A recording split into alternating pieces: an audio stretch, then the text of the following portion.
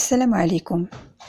Si durant votre vie, vous avez joui d'une bonne santé, d'une certaine situation matérielle, un conjoint, des enfants, vous attendez-vous à ce que cet état des choses dure indéfiniment? Question réaliste, n'est-ce pas? Peut-on espérer se réveiller chaque jour dans le même état que celui de la veille? La mort, je dirais avec un brin d'humour, on la voit venir. En effet, pour les plus chanceux d'entre nous, dès 40 ans, parfois même un peu avant, des indices commencent à se profiler. Quelques cheveux blancs, une vue qui baisse, un début d'arthrose peut-être, un mal de dos et j'en passe. Quel sens donner à ceci?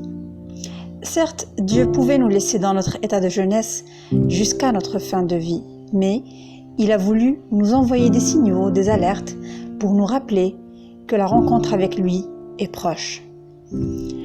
Qu'avons-nous préparé pour cette rencontre?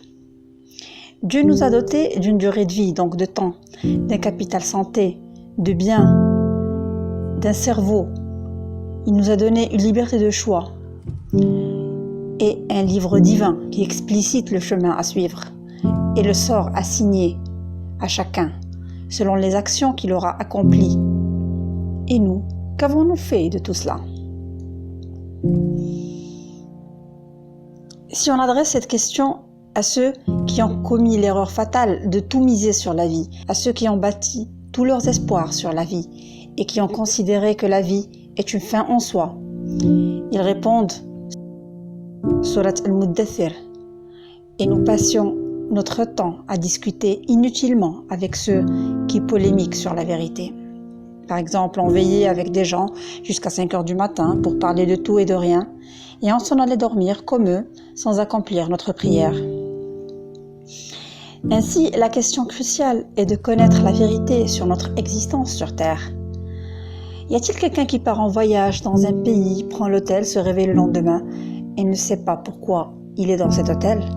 À coup sûr, il y a une raison fondamentale et bien précise, tourisme ou bien voyage d'affaires, et il est insensé et impensable qu'il ne sache pas dans quel but il s'y trouve.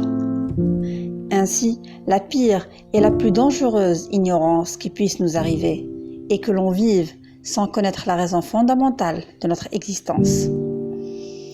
Le prophète Mohammed sallallahu alayhi wa sallam a dit « Hâtez-vous de faire de bonnes œuvres avant d'être empêchés par l'une des 7 choses auxquelles vous devez vous attendre. Une pauvreté qui vous préoccupe tellement qu'elle vous pousse à l'oubli, une richesse qui vous rend arrogant et vous pousse donc à succomber aux tentations et aux péchés, une maladie ruinant votre santé, une vieillesse affaiblissant votre esprit, une mort mettant fin à vos jours et réduisant ainsi à néant toute possibilité de vous repentir ou de vous racheter, l'arrivée de l'Antéchrist, l'arrivée de l'heure du jugement dernier.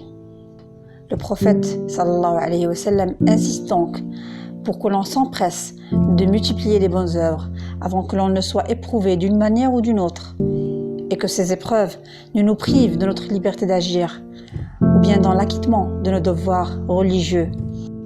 Je termine cette vidéo par un verset de Surat al-Hashr où Dieu s'adresse aux croyants. Craignez Allah, que chaque âme voit bien ce qu'elle a avancé pour demain.